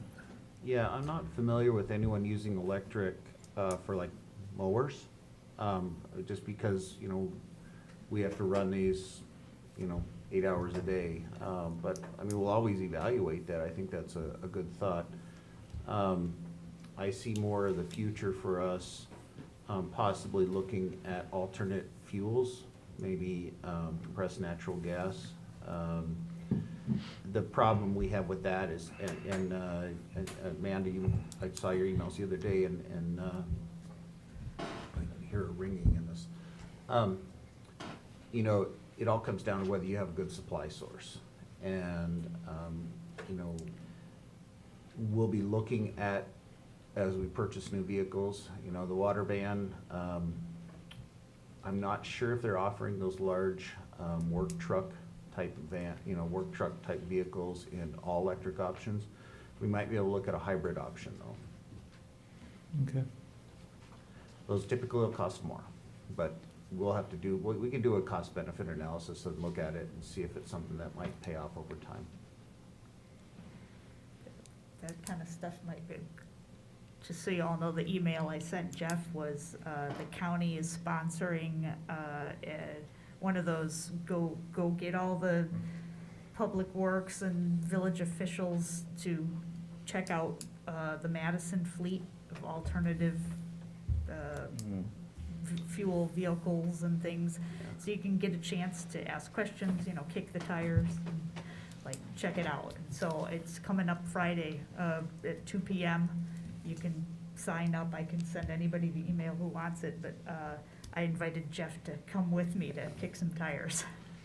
Yeah, the city of Madison is very unique in its ability that they actually harvest gas off of their dump site, off of the landfill. And they actually process that gas, clean that gas, and store it, and also inject it into a pipeline. So they're actually selling gas to the pipeline, as well as they've been able to convert all of their facilities to that. But that's just a very unique, very, very unique situation. But they also have electric vehicles in their fleets. Correct. And, Correct. I know there's always been questions of horsepower and things, and whether electric vehicles have enough power for public works guys to do the job, right? I mean, can an electric backhoe have the same force and whatever, get the job done the same way? So I have a lot of questions about those things before we start converting anything, but it's the buying power. We can save money as a municipality if we partner with other municipalities and place an order for 5 vehicles instead of just 1. And so that's why I want to kind of look at that kind of stuff to save some money. We already get phenomenal discounts from all of our suppliers. I mean, like unheard of type discounts, both through the dealerships and everything. And that's a municipal wide, from municipality to municipality. So, and yeah, we can talk about that sometime. Sure, yeah, absolutely. Amanda, could you send me that email, please? Yes, absolutely. Thank you. Thanks, Jeff. So one of the things that I want to do for next year, and it kind of came in mid-year, so it was almost kind of too late at that point even, is to extend out the capital improvement review process with the board, and really kick off that process in April, and then give the board an opportunity to really spend some time digging into these projects and prioritizing these projects. So by the time we get to this process in the budget, we're kind of already know what's going to happen, and we kind of have those things set. So kind of kicking that off right away in April, giving the board the opportunity to look through the projects, see new proposals, put forth some ideas and proposals that you all might have, and then just to prioritize them over the next 1 to 5 to even up to 10 years. And so doing that process in the spring and early summer, leading into our financial management plan, late summer, early fall, and then leading into our budget process here. So I know the board sort of did that earlier this year with what was put in the financial management plan here that I have in the packet. But then now kind of building on the work that's been done and trying to expand that and give the board and the public some opportunity to really kind of sink your teeth and some time into these projects. One thing I did not include that I just want to make a note of is there was a proposal for contribution to the splash pad project that is not in here, but we can certainly add it in here if that's what the board desires. You wouldn't have to necessarily make that decision now. We could take a look at it during the borrowing process in the spring, but that's something just to remind you of that was presented to the board. You saw this is page 28 of the document. This was in the financial management plan, so you can see the projected impact of our capital plan and our borrowing over the next 20 years plus. And this is something that Dave hit on during his presentation was, we're going to see the increase that we had in debt service this year. We're most likely going to see that debt service increase again the same over the next 1 to 2 years as we take on the borrowing for the bulk of the borrowing for the library project, and then also consider the senior center project in the next couple of years. So you can see that change in value of the debt service on an average home you're gonna see almost the exact same increase happen again, either next year or the year after. So something to obviously keep in mind as we move forward. And then again, on the next page, you can see the financing plan for all of those projects. 22, looking at a little under 7 million, depending on how the library project shakes out. But again, 23 over 5 million, 7 million in 24, and another 7 million in 25. So you can see that breakdown of how that's all happening. And so in the next few pages are all the line items for the capital fund. So basically taking what is shown in this one document here and then being transposed into the various line items throughout our budget. So any questions on capital stuff?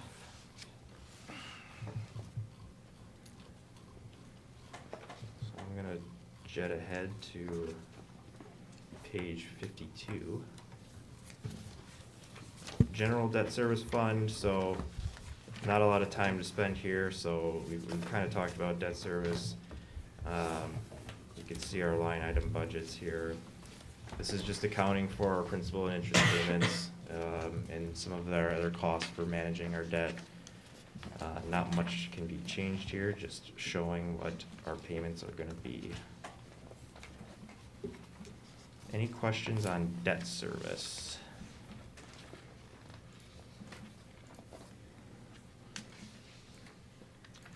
Alright.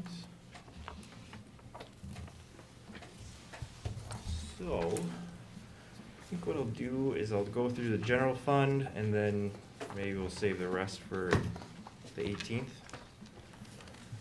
So for the general fund, I'm gonna scoot ahead to the line items.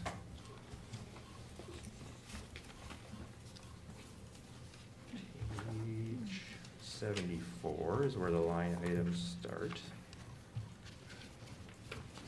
So I'll just cover the highlights here, and if you have questions, please ask.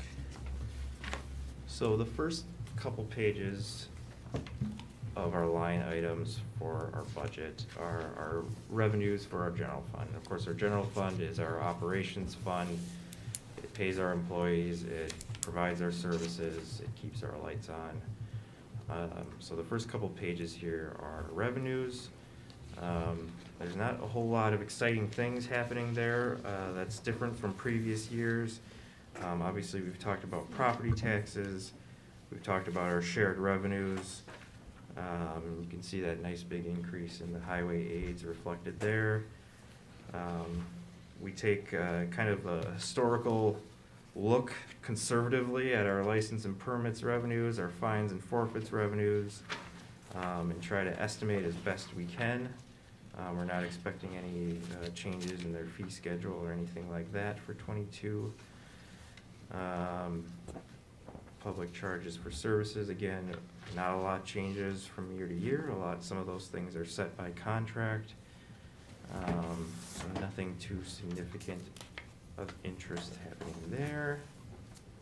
Our intergovernmental charges for services, things that we charge to governments. Again, a lot of our existing services, nothing changing significantly from year to year. Our miscellaneous revenues, again, here, this is where I'm showing that we're reducing the amount of property, or the amount of revenue that we're requiring from the post office. We're moving that 15,000 now to the equipment, the capital equipment fund, and just relying on about 44,000 of that 60,000 as general purpose revenue from the post office rent. So you can see that reflected there. And then our other financing sources, you can see that explanation there, but also showing that $20,000 in continuing appropriations for some of that diversity training and initiatives and projects that we were talking about. So are there any questions on revenues? I don't want to spend too much time if there's not too many questions. It's pretty stable. Then the next few pages, we get into our expenditures. You know, I spent some time in the packet kind of walking through what each one of these is and what some of the highlights are for all of these. So with Village Board, you can see the extra $5,000 in there that we talked about for potential committee expense. Municipal court, of course, that we operate. Nothing of significance changing there. Our attorney's fees, we're actually estimating less, just based on historical trends. But we do have that extra $4,000 in there for the police union negotiations that we talked about. The $4,000 for the recodification budget for the village code. And then the executive budget, which is primarily the administrator's budget, but some of the portions of the village hall staff salaries are in there as well. Nothing of significance there other than accounting for the potential moving expense. Martin? Yeah. Is that why there's a 283% jump in the salaries for support staff? Is that's just offloading staff time Yeah, from other yep, so, and I positions? think, Candy, you made that distribution? Yeah, I just made the change with, like, my position and Peggy's position, just to keep better track of the HR responsibilities. That's where I'm gonna track that line item. Okay. And you can see that too, some of that distributed, salary in the clerk and then the elections budget too, kind of moving some of those things around just to account for where we think people are gonna spend their time and just to track that time better. And so the clerk's, and elections budget, the clerk's budget really, you see those movements of salaries and benefits costs based on that, but you can see the operational expenses not really changing significantly. But then again, as I mentioned, the elections budget, pretty large increase, just because we know this was an off year for elections, and next year is going to be an on year.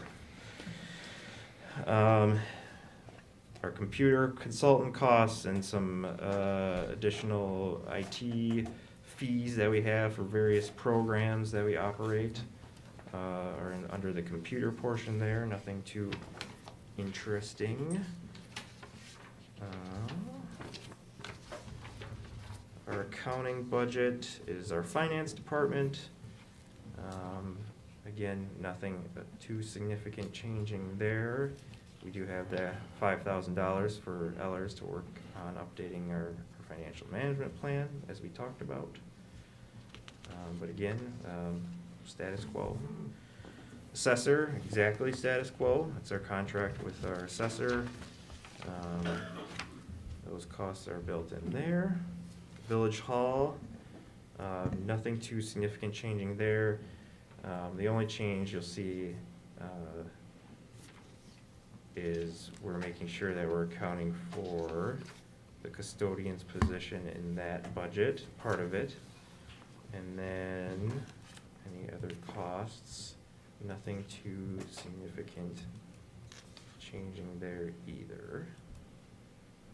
And then in our other general government, you can see the cost for some of the special projects we talked about, the diversity expenses and training, and then our salary survey, which we talked about, and then also our contingency fund is also there. We'll add in that $60,000 to be reflected there that we talked about earlier.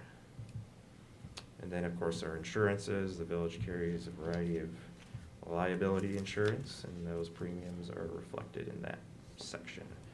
Is there any question on general government? Again, a lot of status quo stuff, employee costs, and just accounting for some of the special projects that we want to try to fit in there for next year. Anything? All right. Chief Pagankoff, she could not be here tonight, so she will be at the next meeting, and she can certainly answer any questions at that meeting, if you have any. But obviously, her changes to her budget are being driven almost entirely by wages. Her operational expenses are almost flat, so expecting a same level of service. But again, she'll be here in 2 weeks if you have any questions for that. Public safety building, so this is the police department and municipal court building. You're seeing the 400% increases in salaries. Those are related to the custodial position. So we're breaking up that salary into different funds based on where it's performing and where it's doing its functions. So you're seeing those 400% increases in salaries and benefits. But then you can see under contractual services, you're seeing that lowering, that 63% lowering from 30,000 budgeted last year to 11,000 budgeted for this year. That's that cleaning service. That's that offset that we're seeing in savings. So that is expenses for that building. And then we have a bunch of line items for the officers' uniforms expenses that we have to allocate for the union contract. Again, showing the $650 for each one that we talked about previously. So there's a couple pages of that. Then on page 86, we pick up with the fire protection budget. Again, this is the village's share, contractual share, proportionate share of the district's request to the village and town. And you're seeing that 11.6% increase that we talked about. That's being driven by those personnel items that we discussed. Then we got inspections. Of course, we have an inspection service. Our estimate on expenses for that, which are predominantly covered through inspection fees. Our emergency government, which is our contribution to DANECOM, our 911 dispatch services, and then our crossing guard budget. Any questions on public safety? Like I said, if you have a police question, Jenny will be at the meeting in 2 weeks. We can cover that. So with the, excuse me, Yeah, go ahead. with the safe built building inspection, it says here it's split 75-25. Are we on the favorable end of that or the unfavorable end of that? So when we originally hired Safe Built, we run a 90-10 split. In other words, they actually collected 90% of all building permit fees. Okay. After their first 2 years here, we negotiated that down to a 75-25. That's actually a good deal for us. So we pay them 75% of all of our building permit fees. They pay us 20, or then we retain the 25%. Okay. That covers the cost that we incur for that service, plus a little revenue for us on top. Correct. Yeah. Any other public safety questions? All right. Yeah, just one other, under fire protection for, okay, we're spending $655,000 roughly, and I don't understand on the budget notes underneath that how we arrive at that. So it's a calculation that we do, and it's based on a number of factors. It's based on population for each of the different members that are part of the fire district. And then any revenues that we're getting in for the EMS services that we provide. So it comes out to this net amount, which is the 1 million. Maybe I've got that written down. So it comes out to a net amount that's due, that's then split between all of the members of the fire district. And for next year, the village's portion is 64% of that amount. So so the village operating portion then is at $655,400. So that's 64% of their budget that's not covered by other revenues. Okay, and then there's a thing here about the capital purchase for $87,000. That's not reflected in here at all? Correct, or- that's in the capital Yep. portion of the, Oh. that's in a different part of the budget. It's in the Okay. capital area, it's in the Fund 400 area. I It's in missed Fund it there, 414. Yep. And we just kind of kept that in there so that the information's kind of all in one place, so that you can see the cost between capital and operating, how much the village is paying. I really appreciate all the work you did on this, because, I mean, without all these explanations, I would have been totally lost. Yeah, and that's Even why we beginning try to go put a lot of through budget this. notes in there, so Mhm. that it explains exactly what's in that number. Yeah, I really appreciate it, thank you. Mhm. Yeah, so that 655 is the village's calculated proportionate share for operating for the year. And then, yeah, the 87,668 is reflected elsewhere as a capital, and that's the village's proportionate share of the capital equipment they want to purchase next year. All right.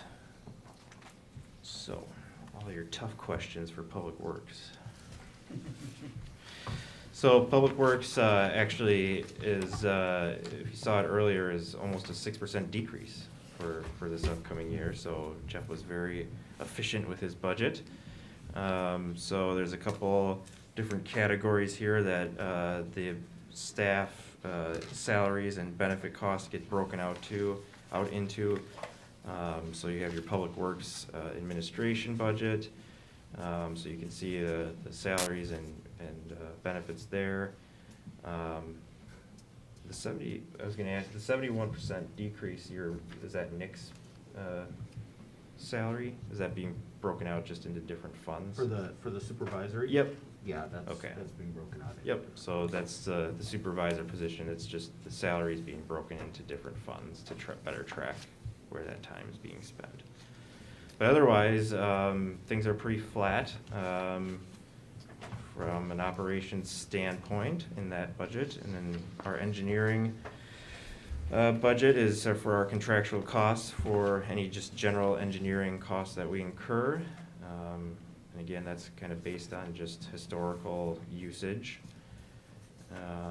Then we have PW machinery repair, which is some proportions of the salaries and benefits broken out into there as well. And that's relatively flat other than the proposed salary increase. Public Works Garage, again, the proportions of salaries and benefits. Operating equipment and supplies is relatively flat for this year. Snow and ice control for our plowing services. Again, salaries and benefits broken out along with the operating supplies there. Relatively flat budget proposed.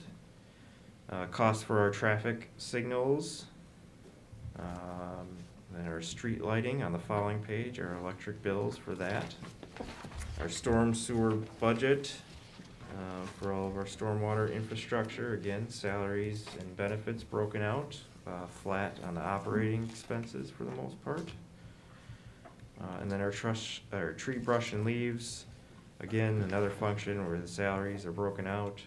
And again, the operating costs are relatively flat. Are there any questions for Public Works? Jeff, that new leaf sucker machine, I don't know what it's called, the vac? The leaf vac truck? Leaf Yeah. vac truck. Does that save money on salaries because it takes less time for your guys to pick up the leaves? It just makes us more efficient in picking things up. I mean, we don't, like, yes, I am able to allocate that staff to other projects and stuff in the village, versus having to allocate almost a two-person crew versus even two-people crews out there. Okay, yeah, it's good-looking numbers. Yep.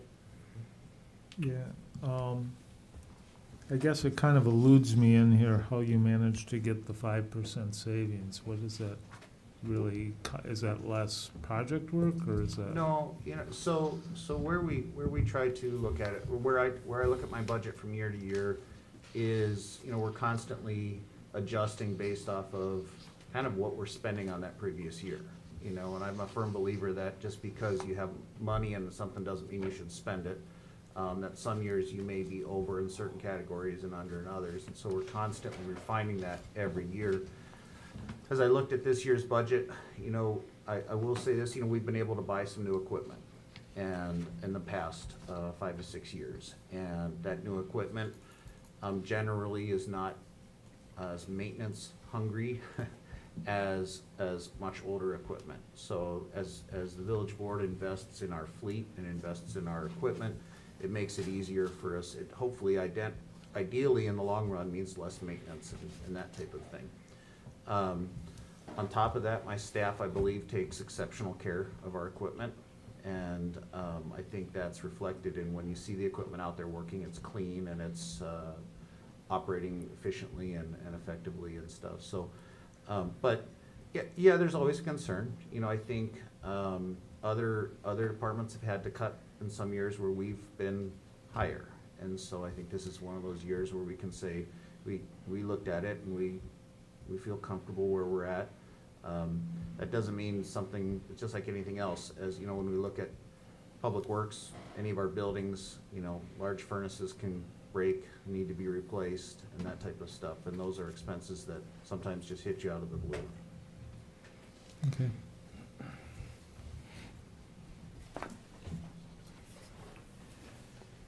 That was one thing too that Chief Pagenkoff mentioned to me is in her budget was there's been some investment in some of their squads and some of their equipment in recent years, and that's allowed them, because those items are in good shape and because a lot of them are under warranty still.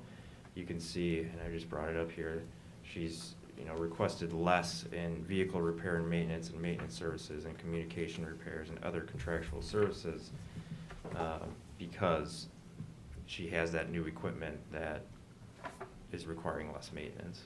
And so she can find some savings there.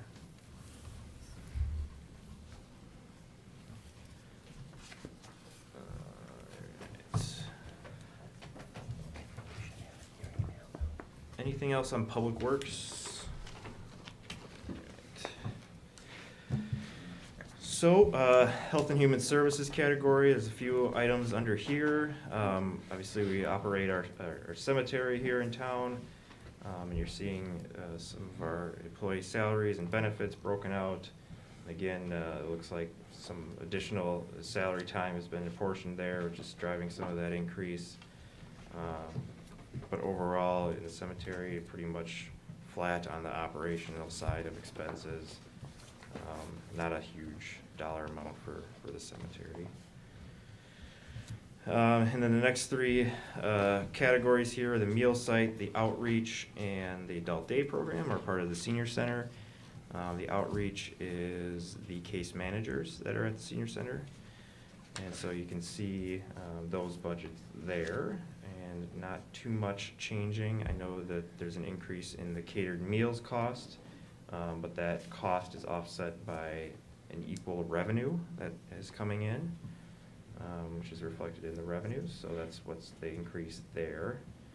But otherwise, the two outreach and adult day program are relatively flat for the upcoming year. Small expense for animal control if we ever need some dog food one day.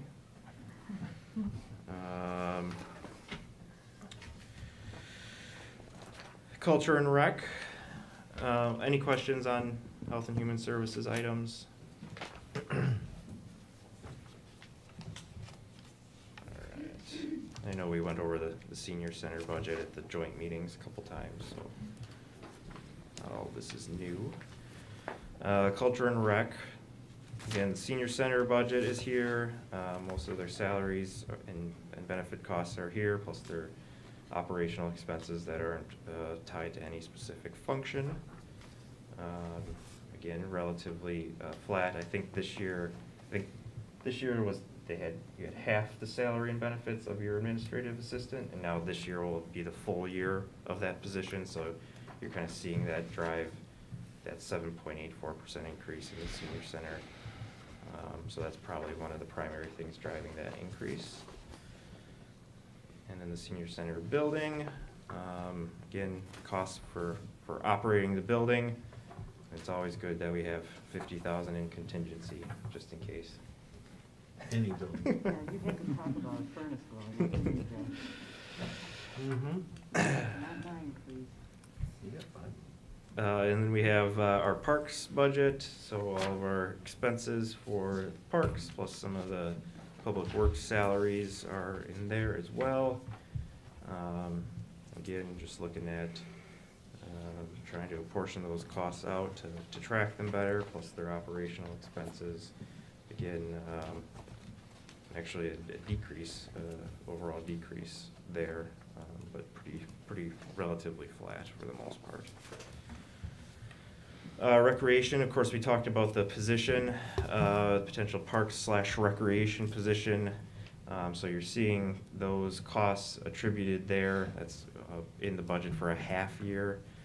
And then also we do provide some payments to the school for running our rec program, the summer rec programs, and then a payment to Oregon Youth Center as well. So that's, the position is driving the increase there. Martin? Yeah. So for hiring a new person for Rex, Would we expect this? Why isn't that driving down the costs that we're using for the summer scheduling and things like that? So I think that's something that will happen eventually. It won't happen next year, just because the position will come in mid-year. Okay. But, you know, I think our expectation, or at least our vision, is that over time, that position, once it starts to build its function and its department, that function can come back to the village, and that we won't need to make that payment to the school district anymore. I have a question, though. I thought that the payment to the school district was for more than just the scheduling. I thought it included other school district services. I'm not 100% sure what they use the money on that we give them every year. I guess we would have to ask them. Yeah. And I don't remember ever seeing the agreement that we have with them that talks about the services they provide. It's always been in the budget. Yeah, I think, from my time 3-4 years ago on the Parks Board, we were talking about this because I had kind of wanted us to take back that. But, who was it? I don't know if it was Mike Grace, I think, was talking about how he thought that it was more than just $11,000 to schedule the parks, because that's a lot of money for that. I think, there's other functions that the school district does that's rolled into that. So while it might reduce that, I don't know that it would eliminate it. Sure. Just, and we can get with the school district Yeah, and find we'll- out, but I just we'll- wanted to Yeah, make. let's check that's- We'll on that. investigate that, yeah. Yeah. All right. So any other questions on culture and recreation, senior center, parks, and rec? All right. And the last big function here, the conservation and development, the planning budget, of course, Lisa's budget, portions of her salary and benefits in there, along with some small operating supplies and expenses for her department. Shows a 10% increase, but the dollar amount is pretty nominal. And then economic development, we provide some contributions to some various economic development functions, $3,500 to the chamber, $3,000 for the fireworks, and then $1,500 for the community guide. Any questions on planning and development?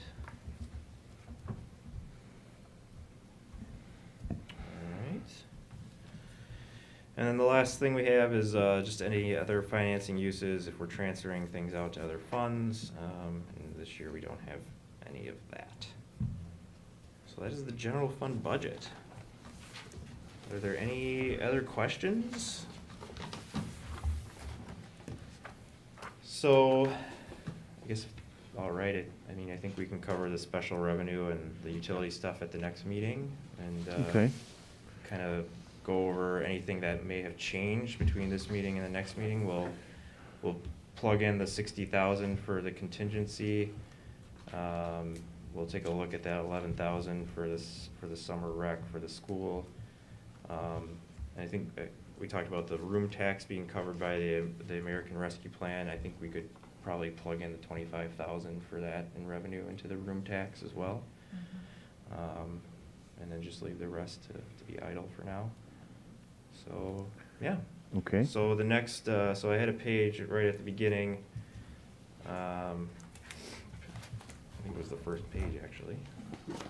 Just next steps of this process. So there's a few things we need to do. So obviously, the month of October, we're constantly fine tuning, just double checking and triple checking everything. We will get the final assessed value. That'll be hopefully published by the state next week, so we can calculate that exact tax rate. We do need to calculate the expenditure restraint, so that's another piece of the state pie. So we have a levy limit and we have an expenditure restraint. So not only do they limit how much we can levy, but they also expect how much they try to limit how much you actually expend from year to year. And if you don't meet that, you just don't get a payment from the state. So we have met it this year, so I think we'll make that calculation and see if we qualify for next year. And if not, we'll need to adjust or make a decision on that. We'll want to look at I want to look at the TID, debt, and capital budget line items, just to make sure that we got everything reflected in there. So really just fine tuning, double checking everything. We have to draft the statutory budget summary, so we have to have a budget summary that looks a certain way that we need to get out for public noticing. I'll get to that question in just a second. The 18th meeting, we'll keep reviewing. If we're ready, we'll publish that notice for public hearing. But if not, we can schedule some additional meetings. And then we're looking at still November 15th for a public hearing, making any adjustments, and then hopefully approving a budget. So is there anything else that we can provide to the board? Any other questions or anything? Yeah, Jerry? Yeah, Martin, just want to make sure we revisit that splash pad. Okay. And the reason I say that is, they're asking for more money, and we're already paying in the school tax that is added onto our property tax bill, so. Yep, and it's not in the budget right now, so, I mean, if there's something, if you want to put it in, we can certainly talk about that. My own personal opinion is no. Sure. Because then the village taxpayers would be assessed again, in addition to the school tax on their tax bill. So that's just my opinion.